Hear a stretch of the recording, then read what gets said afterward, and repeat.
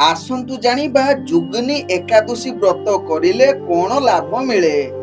एही जुगनी व्रत उपवास करिले आपण जानतरे किंबा अजाणतरे करा जाइथिबा समस्त प्रकार पाप अपराध को धुई देई मन एवं आत्मा को पवित्र करिथाय। एही उपवास विशेष करी गंभीर चर्म रोग एवं कुष्ठ भली रोगरु मुक्ति पाइबारु बहुत फलप्रद लाभ बोली विवेचना करा जाए। एही व्रत करिले धार्मिक विश्वास अनुसारे उपवास करुथुवा व्यक्ति 88,000 ब्रह्मांड को भोजन करिबा सहित समान पुण्य फल प्रदान मिले।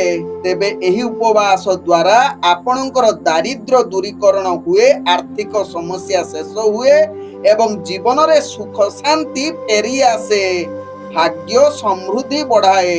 तेणु आपण माने निश्चित एही उपवास व्रत करंतु। एही दिन विशेष करी शस्य जातीय खाद्य आदु खांतु नाही।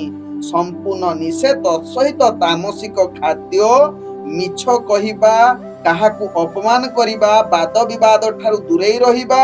तेणु रीतिनीति अनुसारे भगवान विष्णु को पूजा करंतु, घियो दीप जालंतु, भगवान विष्णु ठारे विष्णु सहस्र नाम जप करंतु बा कृष्ण जगन्नाथ जों बा राम जों देवता पाखरे आपण एही एकादशी व्रत करिले आपण फल मिलिबो। तेबे एही जुगनी एकादशी व्रत आपण माने कोन दिन पालिबे? एहा 11 तारिख शनिवार दिन पालन करिवे एवं पारायण करिवे, जहा कि 12 तारिख रविवार दिन पारायण करिवे।